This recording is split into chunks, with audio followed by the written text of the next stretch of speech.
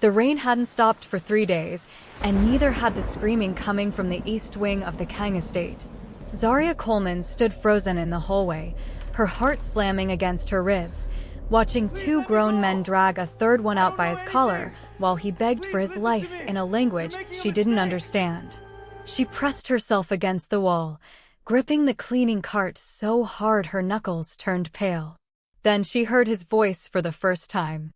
"Get him out of my sight before I do something I won't apologize for."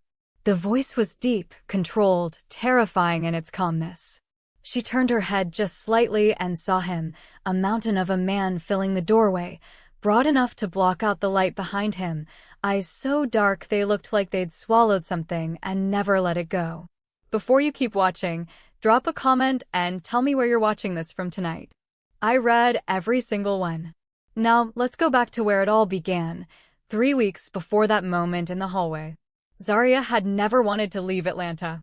But when her mother's hospital bills piled up past anything her nursing salary could touch, and the overseas agency offered triple the pay for a live-in housekeeping position in Seoul, she told herself it was only for a year. Just 1 year, and then she'd come home and breathe again. The estate she arrived at didn't look like a home. It looked like a fortress dressed up in marble and quiet money. Guards stood at every gate.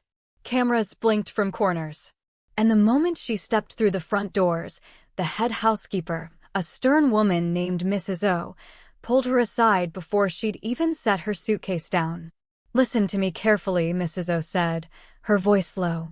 "There are 3 rules in this house. Never enter the East Wing. Never speak to Mr. Kang unless he speaks first. And never, under any circumstance, ask questions about the family." Zaria nodded slowly. "And if I break one of those rules?" Mrs. O's face didn't move. "Ask the girl who worked here before you. Where is she?" Mrs. O turned and walked away without answering, and something cold settled in Zaria's stomach that she couldn't shake for the rest of the night. For the first 2 weeks, Zaria barely saw him. She heard him, heavy footsteps echoing down marble halls late at night, doors slamming, once even the sound of glass shattering against a wall, but she never saw his face. The staff spoke about him only in whispers and always with the same word. Monster. They said he'd broken a man's arm with 1 hand for being late. They said no one who upset him lasted the week. They said his own family feared him more than his enemies did. And every time Zaria asked why, someone would find a reason to change the subject. It was a Tuesday night when everything changed. She'd gotten turned around in the maze of hallways trying to find the laundry room, and before she realized what she'd done, she was standing in the one place she'd been warned never to go. The East Wing was darker than the rest of the house, colder somehow, like the light itself was afraid to enter. That's when she heard him. Not shouting, not threatening, just breathing hard, ragged, like a man in pain trying not to make a sound. She should have turned around. Every instinct told her to run. But something about the sound of his breathing stopped her feet from moving. She pushed the door open slowly. He was sitting on the floor, back against the wall, gripping his side, blood soaking through his white shirt in a slow, dark bloom. When he looked up and saw her standing there, his eyes went from pain to fury in less than a second. "Get out," he growled. "You're bleeding," she said, stepping closer instead of leaving. "I said get out. I heard you the first time." She knelt down anyway, reaching for the hem of her uniform to press against the wound. "But I've watched people bleed out from wounds smaller than this. So unless you want to explain to whoever's downstairs why their boss died on the floor of an empty room, I suggest you let me help you." For a moment neither of them moved. His jaw was clenched so tight she could see the muscle jumping beneath his skin, and his eyes searched her face like he was trying to figure out if she was brave or simply foolish. "You don't know who I am," he said finally, quieter this time. "I know you're hurt," she said, pressing the fabric firmly against his side. "That's enough for tonight." He hissed through his teeth but didn't pull away. And in the silence that followed, something shifted in the room, something neither of them had words for yet. "What's your name?" he asked. "Zaria." "Zaria," he repeated, like he was testing the shape of it. "You should be afraid of me." She met his eyes without flinching. "Maybe I would be if you'd given me a reason yet." Something flickered across his face, surprise, maybe, or the ghost of something softer buried under years of armor. He didn't answer. He didn't have to. Because in that moment, sitting on a cold floor in a forbidden wing of his own house, the most feared man in Seoul let a stranger see him bleed. And neither of them knew yet just how much that single choice would change everything. If you're enjoying this story so far, make sure to hit that like button and subscribe, because things are about to get a lot more intense. The next morning, Zaria expected to be fired. She lay awake most of the night replaying the look on his face, certain that by sunrise she'd be packing her bags and boarding a flight back to Atlanta with nothing to show for it but a plane ticket and a story no one would believe. Instead, Mrs. O found her before breakfast, arms crossed, studying her like she was seeing her for the first time. "Mr. Kang wants you moved to the main house," Mrs. O said. "You'll be assigned to his private staff starting today." Zaria blinked. "I don't understand. Last night, I broke every rule you gave me." "I don't understand either," Mrs. O admitted, and for the first time since Zaria had arrived, something like worry crossed the older woman's face. "Just be careful. Whatever happened last night, it's not my business. But this house has a way of swallowing people who get too close to him." Zaria wanted to ask what that meant, but Mrs. O had already turned to leave, her heels clicking a warning down the hallway. Later that afternoon, Zaria found him in the study, a glass of untouched whiskey in front of him, staring out the window like the answers to something were written in the rain. "You didn't have to move me," she said from the doorway. "I know," he said, without turning around. "Then why did you?" He was quiet for a long moment. "Because you're the first person in this house who's looked at me and seen a man instead of a warning." Zaria stepped further into the room, arms wrapped around herself. "That's a heavy thing to carry. Being feared instead of known." He finally turned, and something about his eyes tonight was different from the danger she'd seen in the hallway that first day. Tired. Almost human. "You have no idea." "Then tell me," she said softly. "No," he said, but there was no bite in it this time. "Just exhaustion." "Not yet." She nodded slowly, understanding there were walls in him that hadn't finished being built for a reason, and pushing too hard, too fast, would only make them thicker. "Okay," she said. "Then I'll wait." He looked at her like no one had ever said those words to him before. A few days later, the two of them fell into something neither of them named out loud. She'd bring him tea in the evenings, and he'd let the silence between them stretch comfortably instead of tensely. Sometimes he'd ask about Atlanta, about her mother, about the life she'd left behind, and she found herself telling him things she hadn't told anyone in years. "Why nursing?" he asked one night, sitting across from her at the kitchen table long after the rest of the house had gone to sleep. "Because someone took care of me once, when I had no one," she said. "My mother worked 3 jobs and still couldn't afford good insurance. When I got sick as a kid, a nurse named Miss Patricia sat with me every night for 2 weeks, even though her shift ended hours before. I never forgot that. I wanted to be that for somebody else." He was quiet, turning his cup slowly in his hands. "You still are. Whether you're wearing scrubs or not." She felt her chest tighten at that, a warmth she hadn't expected. "What about you? What did you want to be before all this?" His jaw tensed, the walls creeping back up. "I don't remember wanting to be anything. This life picked me before I had the chance to pick something else." "That's not an answer." "It's the only one I have." She let it go, but she noticed the way his hand trembled slightly around the cup, like the question had touched something buried deep and unhealed. That's when the door burst open. A man Zaria had never seen before stormed in, flanked by 2 others, his face twisted with barely controlled rage. He spat something rapid in Korean, and the temperature in the room changed instantly. Do-jin rose from his chair so fast it nearly toppled backward, positioning himself between Zaria and the stranger without even seeming to think about it. "Who is she?" the man demanded, switching to English, his eyes raking over Zaria like she was something to be discarded. "None of your concern," Do-jin said, his voice dropping into the same terrifying calm Zaria had heard that very first night. "Everything in this house is my concern, cousin," the man said, a cruel smile spreading across his face. "Especially when the great Kang Do-jin starts keeping company with the help." Zaria felt her pulse racing, but she refused to let her fear show. "Leave," Do-jin said, and this time there was nothing calm about it at all. It was a command carved from ice. The man's eyes lingered on Zaria a moment longer, something calculating and dangerous passing behind them, before he finally turned and walked out, his men trailing behind him like shadows. The silence that followed was suffocating. "Who is that?" Zaria whispered. Do-jin's hands were still clenched into fists at his sides. "Someone you need to stay far away from." Do-jin. "I mean it, Zaria." He turned to face her, and for the first time she saw real fear in his eyes, not for himself, but for her. "You don't understand what world you've stepped into. He will use you against me if he gets the chance. I need you to promise me you'll be careful." "I'm not going anywhere," she said quietly, but firmly. He stared at her like he wanted to argue, wanted to send her away right then to keep her safe, but something in her eyes stopped him.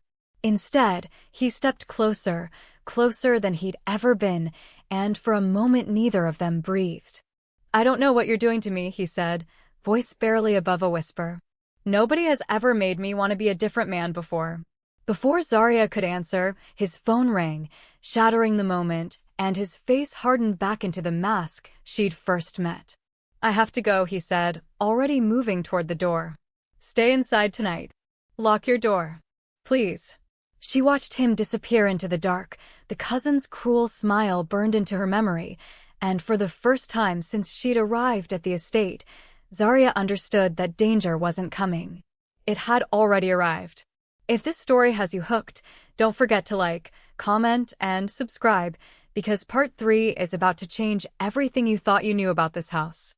Zaria didn't sleep that night. She lay in the dark listening to every creak of the house, every distant voice, replaying the way Do-jin's cousin had looked at her, like she was a piece on a board he was already 3 moves ahead of. When dawn finally broke, she found herself more exhausted than if she hadn't slept at all. She didn't see Do-jin the next day, or the day after that. Mrs. O moved through the house tight-lipped and tense, and even the other staff seemed to be holding their breath, speaking in hushed tones whenever Zaria walked past. Nobody would tell her anything. She began to wonder if the warmth she'd felt in that kitchen, the way his voice had softened just for her, had been something she'd imagined out of loneliness. On the 3rd night, she found a note slipped under her door. "Meet me in the garden. Come alone. Midnight." No signature.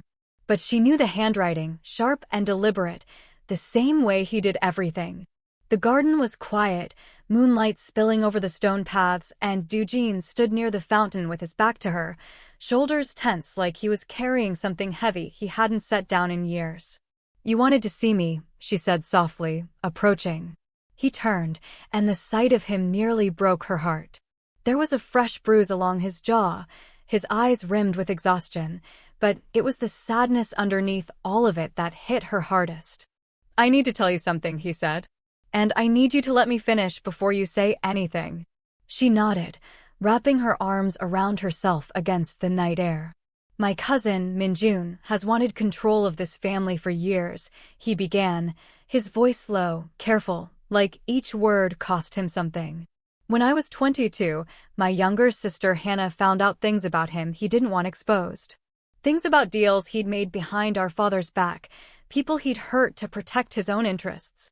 She came to me for help." His hands curled into fists at his sides.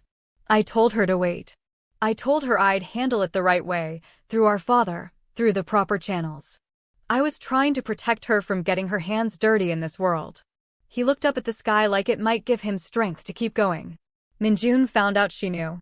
2 days later, she was gone. They called it an accident. I have never once believed that. Zaria's breath caught. Do-jin. I built this reputation, the fear, the monster everyone whispers about, because it was the only way I knew to protect what was left of my family from ever losing anyone else that way again. His voice cracked slightly on the last word, and it was the first time Zaria had ever heard something break in him. But it cost me everything soft I used to be. Until you walked into that hallway and looked at me like I was still a person worth saving. Tears burned in Zaria's eyes as she stepped closer, closing the distance between them until she could rest her hand against his chest. You are worth saving. You always were. He covered her hand with his own, and for a long moment neither of them spoke, the weight of everything he'd carried alone finally shared. Minjun knows what you mean to me now, he said quietly. That makes you a target. I should send you home, back to Atlanta, where you'd be safe. Is that what you want? She asked, searching his face. No, he admitted, his voice raw. God help me, it's the last thing I want. But I would rather lose you to distance than lose you the way I lost Hannah. Zaria shook her head slowly, tears slipping down her cheeks. I didn't come this far, across an ocean, into a house full of secrets, to run now. Not when you finally let me see you. He pressed his forehead against hers, and she could feel him trembling, this giant of a man who terrified an entire underworld, shaking like he was afraid to hope for something good. I don't know how to be soft, he whispered. I don't know how to let someone in without expecting to lose them. Then let me teach you, she whispered back. One day at a time. His arms came around her slowly, carefully, like she was something precious he was terrified of breaking, and she let herself sink into an embrace that felt like the first safe place she'd found since stepping off that plane. But safety in that house never lasted long. A sharp whistle cut through the night air, followed by the sound of running footsteps. One of Do-jin's men burst into the garden, breathless, panic written across his face. Sir, it's Minjun, he gasped.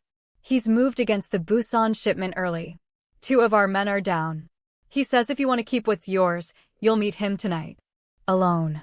Do-jin's entire body went rigid, the tenderness in his eyes replaced instantly by something cold and calculating, the mask sliding back into place. Stay here, he told Zaria, already turning toward the house. Lock yourself in. Don't open the door for anyone but Mrs. O. Do-jin, wait. He turned back only once, cupping her face in his massive hands, pressing a kiss to her forehead like he was memorizing the feeling of it. Whatever happens tonight, know that you changed something in me nobody else could reach. If I don't come back. Don't, she said fiercely, gripping his wrists. Don't you dare say that. You come back to me. Do you hear me? You come back. He held her gaze for one more heartbeat, and then he was gone, swallowed by the dark toward whatever waited for him at the harbor, leaving Zaria standing alone in the garden with her heart in her throat and no way of knowing if she'd just said goodbye forever. We're almost at the end of the story, and it's about to get even more intense. Smash that like button, drop your predictions in the comments, and subscribe so you don't miss what happens next. Zaria didn't stay locked in her room the way he'd asked. She paced the floor for nearly an hour, every minute stretching into an eternity, until she couldn't stand the silence anymore. She found Mrs. O in the kitchen, wide awake despite the hour, her hands wrapped tightly around a cup of tea she hadn't touched. You knew this was coming, Zaria said. It wasn't a question. Mrs. O looked up, and for the first time since Zaria had arrived, the older woman's guarded expression cracked. Minjun has wanted this family's power since the day his own father was pushed aside. Do-jin has held him back for years through sheer will alone. Tonight was always coming. I just prayed it would come later. Where's the harbor?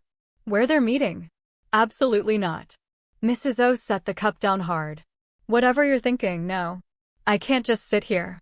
You can, and you will, Mrs. O said, but her voice wavered, betraying the fear underneath the order. Do-jin didn't survive this long by being careless. Let him do what he knows how to do. But Zaria had spent her whole life watching people she loved suffer while she stood helplessly on the sidelines, her mother buried under hospital bills nobody came to help with, patients she couldn't save because the system failed them before she ever got the chance. She wasn't going to do it again. She took Mrs. O's silence as the answer she needed and slipped out into the night before the older woman could stop her. The harbor was 30 minutes away by car, and Zaria spent every second of the drive with her heart hammering against her ribs, gripping the wheel of a car she'd borrowed from the garage, praying she wasn't already too late. When she arrived, the docks were nearly silent, fog rolling in off the water, shadows moving between shipping containers like ghosts. She heard voices before she saw them, low and tense, and she crept closer, staying hidden behind a stack of crates. Do-jin stood facing his cousin, flanked by only 2 men against Minjun's 5. The air between them crackled with a violence that hadn't yet broken loose, but was seconds from it. You could have had peace, cousin, Minjun was saying, his voice dripping with false sympathy. Instead, you chose to soften for some maid from America. Do you know how weak that makes you look? Love isn't weakness, Do-jin said, and Zaria's chest ached at the certainty in his voice. You wouldn't understand that. You've never loved anything more than you loved power. Minjun's smile faded into something darker. Then you'll understand when I take everything you have left. He gave a small nod, and his men moved. Zaria didn't think. She grabbed the only thing within reach, a metal pipe leaning against the crates, and ran forward, slamming it against the arm of the man closest to Do-jin just as he raised a gun. The shot went wide, the sound cracking across the harbor like thunder, and chaos erupted. Zaria. Do-jin's voice was pure panic, pure fury, as he threw himself between her and Minjun, using his size the way she'd first feared it, only now it was a wall protecting her instead of a threat. The fight was fast and brutal, but Do-jin's men, loyal to him for years, fought like they had everything to lose. Minjun, seeing his numbers failing, backed toward the water's edge, eyes wild. This isn't over, he snarled. It is tonight, Do-jin said, stepping forward, his voice shaking not with fear, but with a fury that had been building for years, ever since a sister he loved had been taken from him. You took Hannah from me. I won't let you take anything else. Something in Minjun's face flickered, guilt buried under years of denial, but before he could respond, sirens wailed in the distance, red and blue lights bouncing off the fog. Someone somewhere had called the authorities, and Minjun and his remaining men scattered into the dark, disappearing before they could be caught. Do-jin turned immediately to Zaria, gripping her shoulders, checking her over with frantic hands. Are you hurt? Tell me you're not hurt.